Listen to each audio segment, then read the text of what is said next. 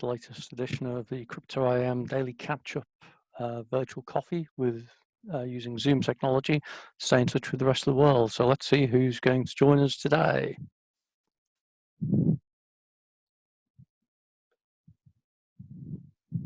Troy, good afternoon. Hello, hello. How's it going? It's good. How are you? Yeah, not so bad. Were you in on the Parliament meeting last night? No, not at all. Okay. What was that on? It's just the all-party parliamentary group blockchain session on digital identity and security, which is really Okay. ironic. Really ironic because it's run over Zoom, which is coming in for a lot of flack at the moment because of the security issues. Yeah, they are catching a lot of heat at the moment. Yeah, I'm not sure how much of it's warranted, but I know they're catching a lot of heat. yeah. I think they're going through the same thing as well as people beginning to realise the Chinese connections with Zoom. They're automatically getting a little bit kind of defensive about it. Okay, that makes sense. So this is the first time you've joined us on this call, isn't it? I didn't even know it existed until it showed up in the CryptoAM events WhatsApp group. Okay, cool. So I run this every day. We have a mixed bag. You can get anywhere between just 3 or 4 of us connecting through to 10, 12 people. A mixture of people from around the world, quite often a bunch of people from London. We sometimes have Alexander joining us from Hong Kong, George from Bahrain, and a few others. So it's just a neat way of finding out what's going on around the world and seeing what we do in the UK next. So I don't know how closely you're tracking things at the moment in this world. There are lots and lots of variables to track. Which ones are you asking about? Yeah, so I think Fernando and I keep a close watch on the actual numbers of things like deaths, infections, recoveries, and that kind of thing. I'm more interested in terms of what's going on with lockdowns or isolations and what's going on in different places about how actively citizens are being prevented from moving around and that kind of thing. So I'm looking at it from a different lens. I know that there's lots and lots of people tracking the number of infections and the number of deaths. So I know that's kind of being well handled. If that hits my radar, then it needs to hit my radar. I'm looking at what are we going to give up in this crisis that matches what we gave up after 9/11. So after 9/11, we're all taking our shoes off when we go through airports. You know, we gave up a certain amount of personal freedom. And I think that in this particular crisis, that one of these contact tracing apps, like they're rolling out in Singapore, that they're working on here in the UK, everyone's got the app on their phone, everyone's got an identity, everyone has a Bluetooth identity associated. And if I turn infectious, then everybody I've been in contact with for the prior 7 days is suddenly sent a notice. Now that makes perfect sense from managing a pandemic. But we're giving away a certain amount of personal freedoms that we may or may not ever actually get back. And so I'm looking at it from that kind of a macro perspective. Yeah, I think that kind of ties in with a question I asked in Parliament last night, actually, because they're obviously looking at things like digital identity, and that fits really well with a mobile phone is probably a pretty ultimate way of validating who I am these days and where I am and who I'm associating with. And tying that in with a webinar I was in with Bank of England on Monday, where they're talking about central bank digital currency and about the need for digital identity again in some way of using that.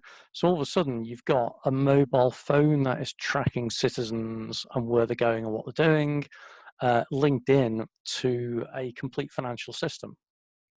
And they were talking about using smart contracts in some way, which means all of a sudden you've got programmable money and digital identity. And the whole thing, it's as you say, you know, what are you giving up? What you might benefit from is an incredibly flexible new financial system, but what you're giving up is the privacy around what you're doing with it, which is fascinating. So yeah, digital currencies are intended to supplant kind of physical fiat currencies. And yet with physical fiat currencies, there is a definite anonymity associated with the transfer and the exchange using physical fiat that does not exist with a digital currency. So yeah, you've taken out the HSBC and the high street banks and you are dealing directly with central banks for digital currencies. And yes, you can put smart contracts and make it quote unquote programmable money, but the KYC and the identity aspects will be even tighter. Mm-hmm. And they will indeed watch every single transfer of every single tuppence that goes through that network. I think you're right. That's kind of an interesting thing that I think Michael Manelli pointed this out a couple of years ago in, I think he was responding to a select committee or something in Parliament about what it would actually enable for the first time ever would be a government or a central bank would actually be able to look at money supply in real time and actually see, instead of calculating what M3 is or M2 is, they can actually see what the volatility of the money supply is and the flows and everything. So from a macroeconomic perspective, that's fascinating. From a personal liberty and identity management of everyone now knowing that I'm sending some money to someone, to kind of a different story.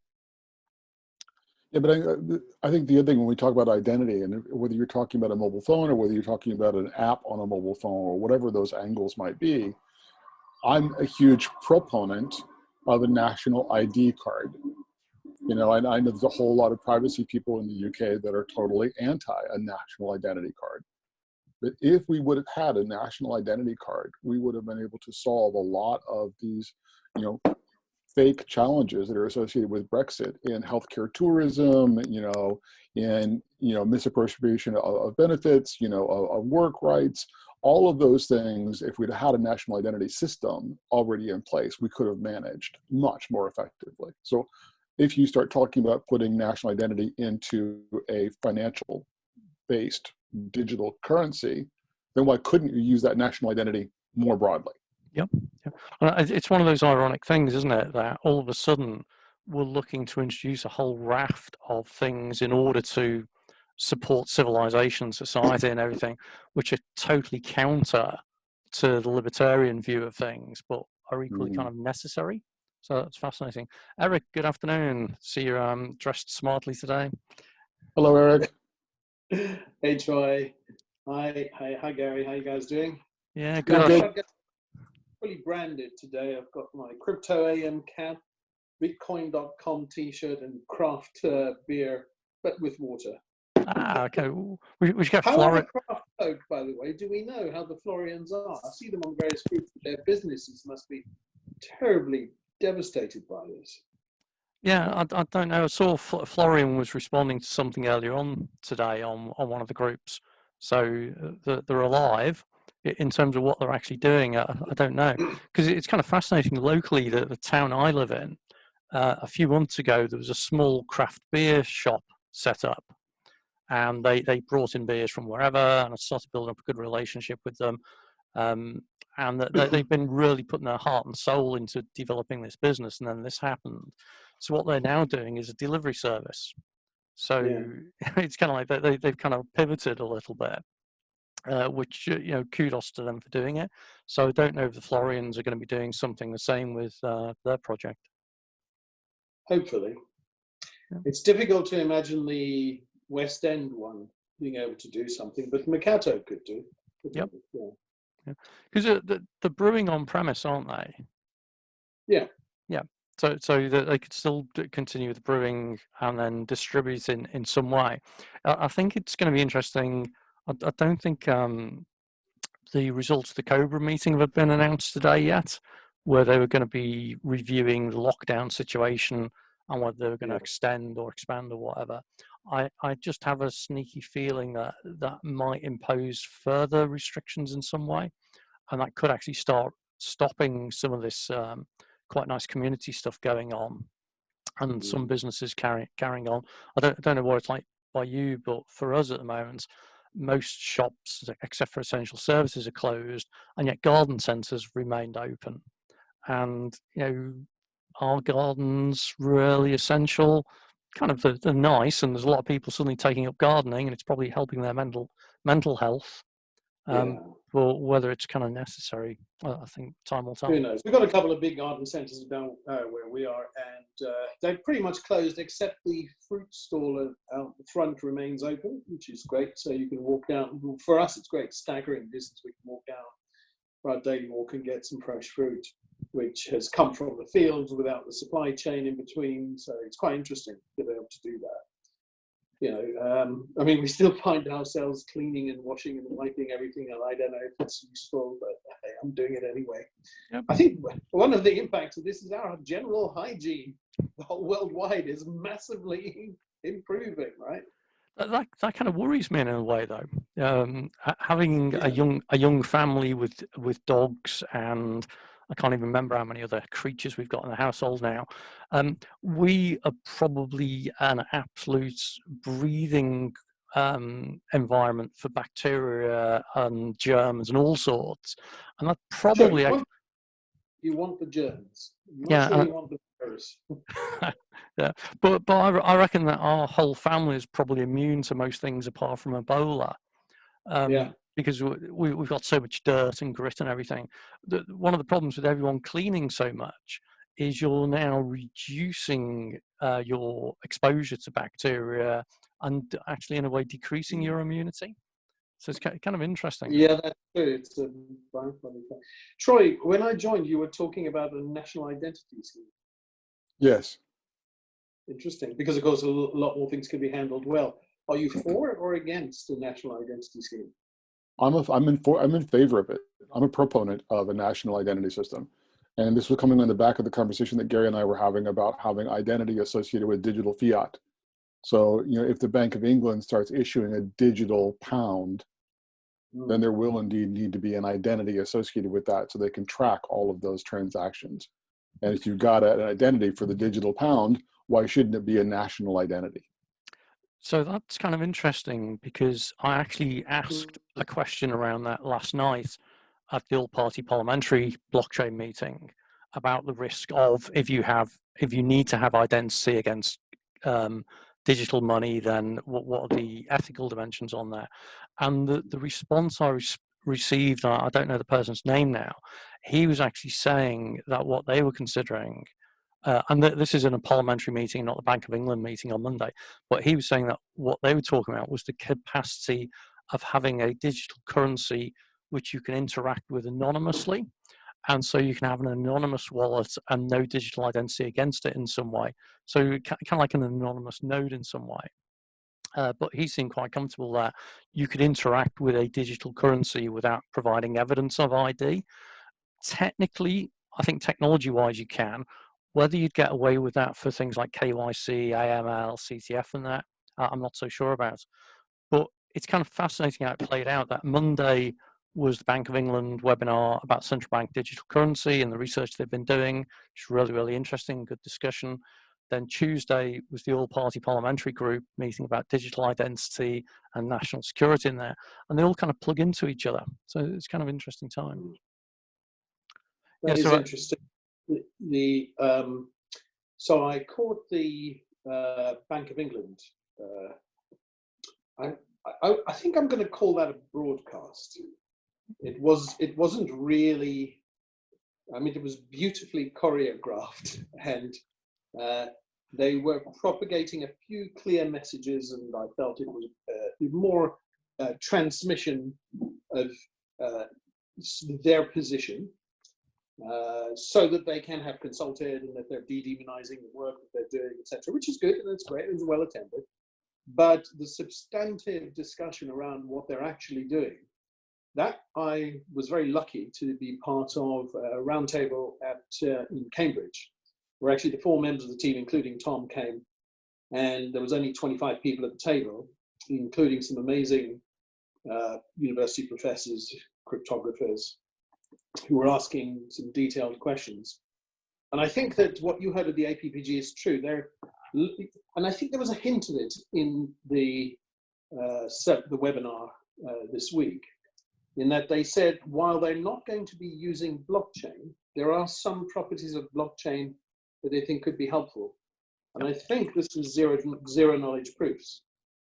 And I think, to answer your question, what will probably happen is that we will see the imposition of zero knowledge proofs without attachment to identity being permitted for certain limits, because the government does know, and I know this from previous work, that you cannot take out the cash economy. If you took out the cash economy, there would be unbelievable rioting on the streets. And so the idea that a national identity scheme and we all come on board and the government understand it's not going to happen. The government actually understands, and the behavioral science and nudge theory department, number 10, that I've used to interact with, definitely understands.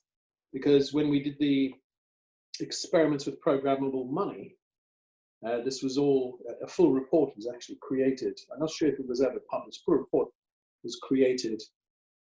For example, if you use programmable money to give benefits, when you know that some of the benefits are used at best to buy booze, but quite often to buy drugs, but yet that is understood and barely tolerated, but tolerated in some way, in order to keep the thin veneer of civil society such that it, I mean, do you remember the Lewisham riots? It didn't take much hot weather, dodgy policemen to say something stupid to spark that off. But So then back to you, Troy. I remember GovCoin in 2016, which was the whole experiment. You remember that? So that was the whole thing about up in Manchester or around there of actually using, I think it's the UK Benefits Agency, and doing the whole benefits things. DWP, yeah. Yeah, I found it fascinating because I was actually delivering a presentation to a bunch of lawyers where I was including GovCoin, and just before I went on stage was when the BBC announced that the project had been stopped. So it was kind of like really ironic. It's like, oh, okay, I'm about to talk about this because it was a project that looked like it was going to progress beyond the pilot.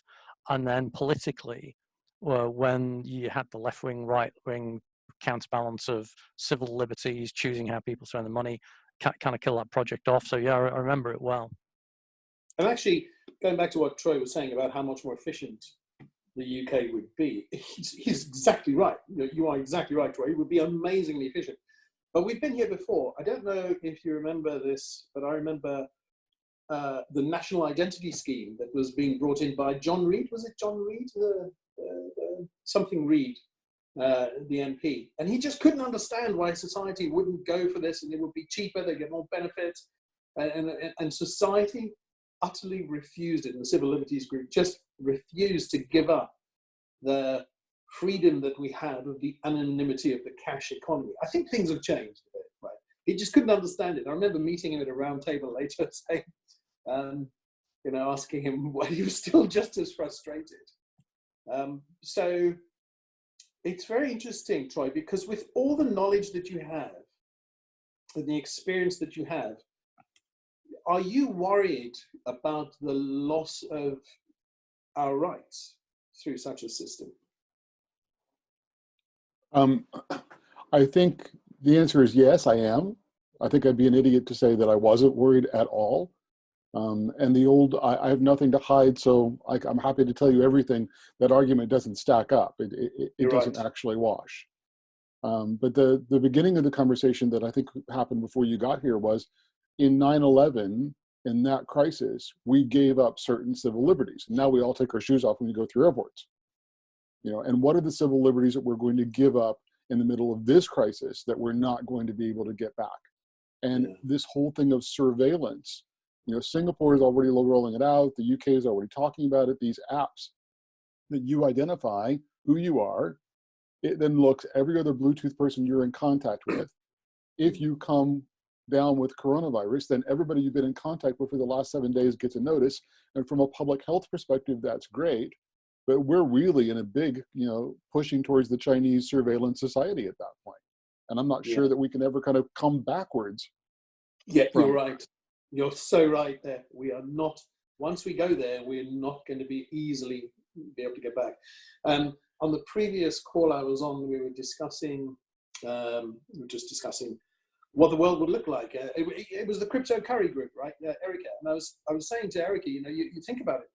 The first time you reconvene, I bet you Eventbrite will have some sort of link where you'll have to prove that you've had it and that you have the antibodies or something like that, in order to actually go to a physical gathering. When you go to a restaurant, you may need to give your proof that you've...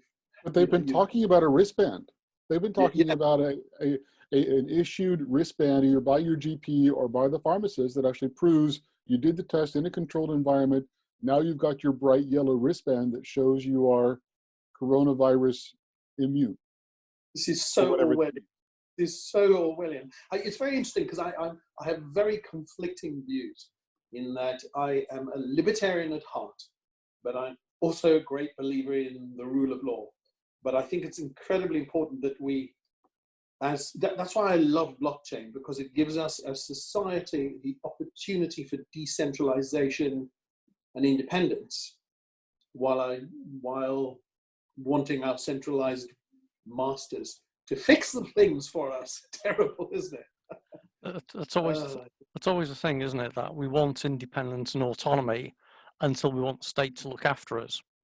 And it's always the thing, it goes back to the privacy thing. I've got nothing to hide, but does that mean I have to give up the fact that I can't hide?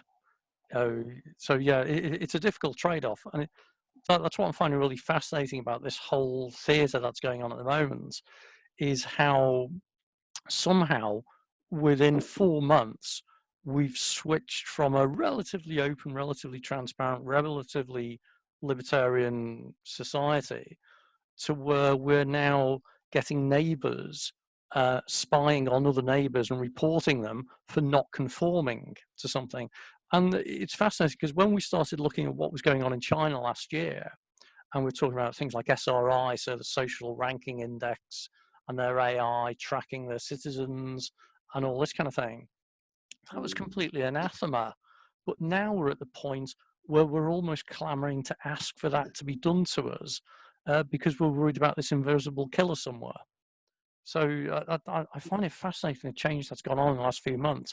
And it seems to be citizens who are demanding that the government takes more control over things, which is remarkable. You know, it's a real switch, as opposed to the more Western libertarian, look after ourselves and we'll cope and we'll be okay type thing. That's where I still think America is the fascinating place to watch, partly because it's 50 or so different states, but also because it truly believes in independence, libertarianism, freedom of choice, and they have guns to defend that right. So, and guns, that's right. Yeah. Yep. So that's going to be gun sales went up. Gun sales went up significantly in the middle of all this. Yeah. As did alcohol. Gun sales, alcohol, and the preppers. Yep. Subscriptions all went up. Exactly. Hey, so we've been joined by Yusuf. Good afternoon, Yusuf. Or good morning. There's sometimes a satellite delay when people join us, so he's still connecting at the moment. There we go. How's it going, Yusuf? I'm alright, man. How are you guys? Hey, we're not too bad. Can you hear me? Yeah, can hear you. There's a bit of background, but you're not too bad. Whereabouts are you, Yusuf? I'm in Birmingham, UK. Yeah. We've got we're all in the UK today. I'm about 70 kilometres west of London. Eric, you're fairly central in London, are you? No, in Hassocks in Sussex, in the middle of the countryside. Hassocks, where on earth is that? It's halfway between Brighton and London. Because we got a lot of sheep around us, that's it. It's a good place to be. Troy, are you in London then? Just near Elephant and Castle, central. Okay. Yeah, so yes, we've got a mixture today. Sometimes we have people from all around the world, and then other days we've got just people from London or Bristol or something. It's a complete variable thing, which is what kind of makes it fun in a way, because we hear so many different perspectives. How are things for you then? Well, it's not too bad, you know. I'm used to the lockdown or whatever they're calling it. But yes, just getting to terms with it, getting to my own flow, finding my own routine. But it's not been too bad, actually. In the mix, doom and gloom and everything, but just trying to find the positive out of it. Yep. Have you had anybody ripping down any masts, 5G masts your way? I've heard of some, I've heard of people doing that around here, but flipping out, man. So much bullshit, man. Oh, I don't know how people actually believe this stuff, man. Yeah. The nice thing is the total number of masts that are actually 5G rolled out is approximately 6. And as a result, they've got such a small number rolled out. They aren't knocking down very many. Well, ripped out about 20, but they're not 5G masts. Yeah, exactly. There were lots of masts, but very few of them are actually 5G. Where's my signal go? I do find it interesting though, because it's one of the few occasions where I've seen an announcement by the UK government commenting on this rumor of 5G and COVID, and actually commenting that it's fake.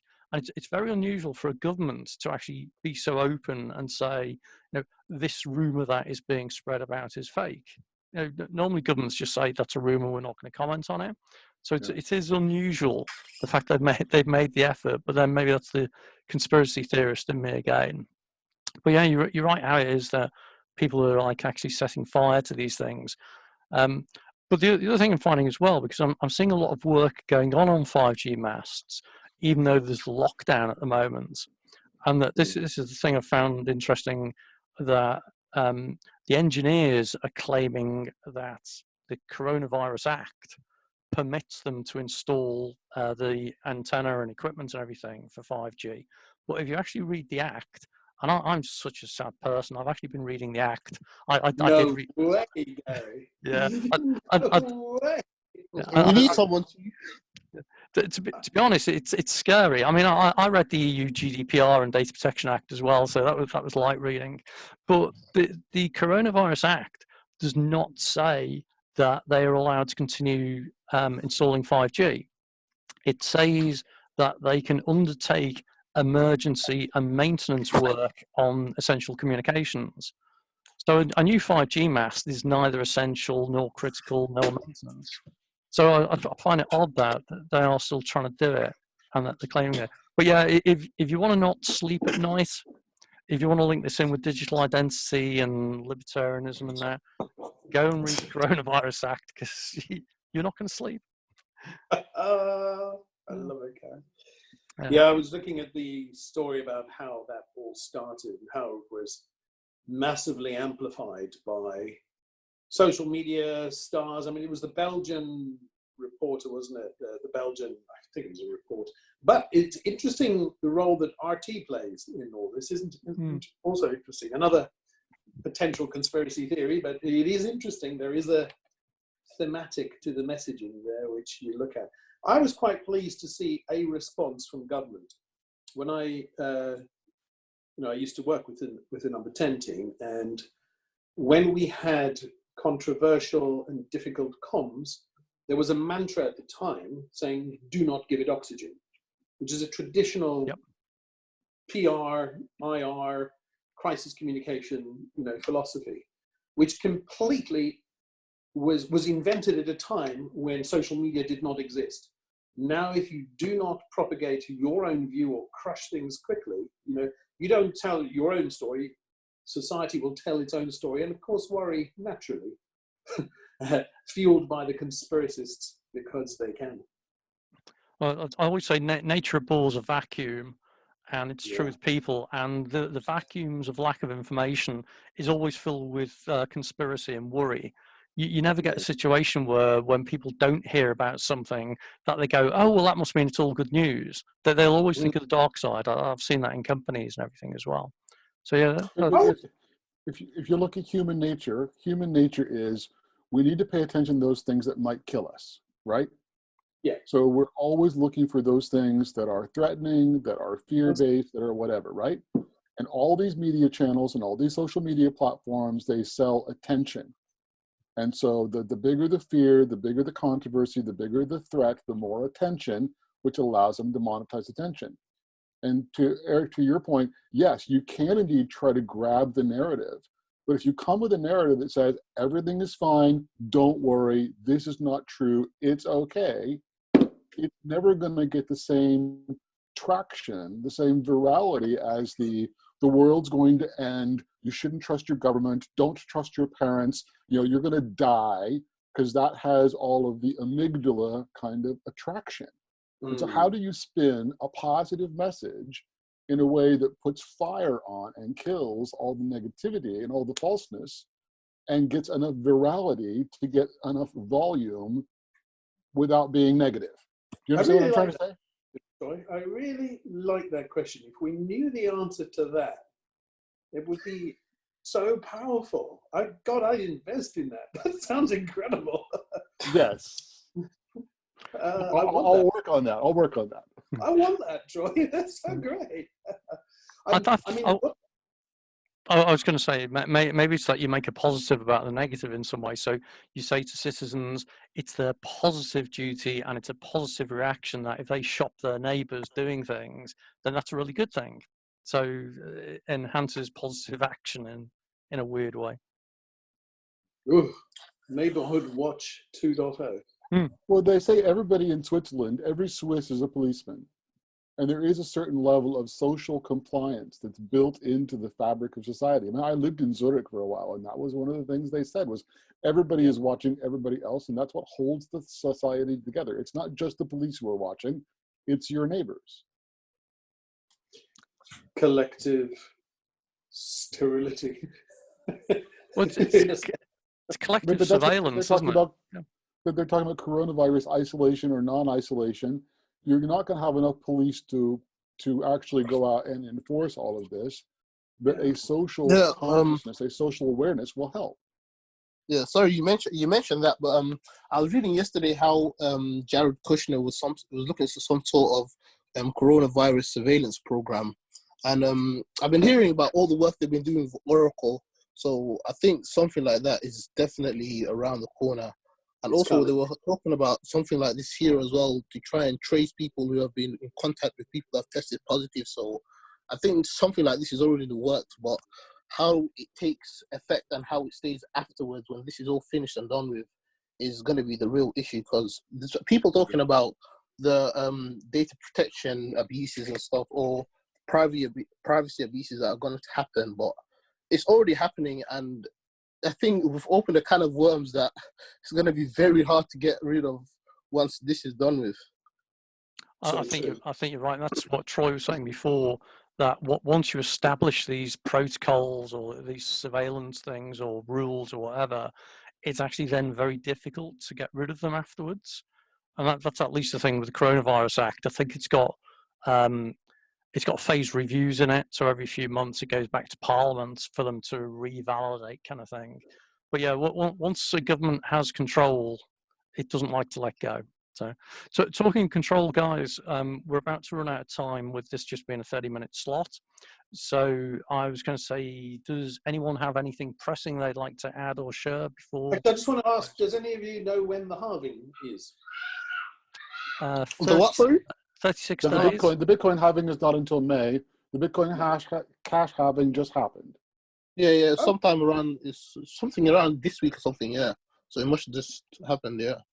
I just want to remember to move everything into USDT or something similar. It happens to be, it's going to be very close to Bitcoin Pizza Day, which is the 22nd of May. Oh, is it? Oh, that's cool. Yes. I was going to say, there is a Bitcoin halving countdown clock, which I think it says it's 36 days away or something, which would make it sometime kind of in May. But yeah, you're right. Is it to do with block height or a date? Well, it's the block number in effect. So block height, yeah. But because you can calculate that forwards, because there's a new block every 10 minutes, then you can kind of work that out. So, okay, well, guys, with that, I suggest we close off for the day. Thank you very much for coming along, joining in, contributing to the conversation. And I'll close by my standard sign off these days, which is now wash your hands. Have a good one, guys. Thank you. Goodbye. Keep safe and well. Thanks. Keep safe. Bye. See you guys, man. Bye.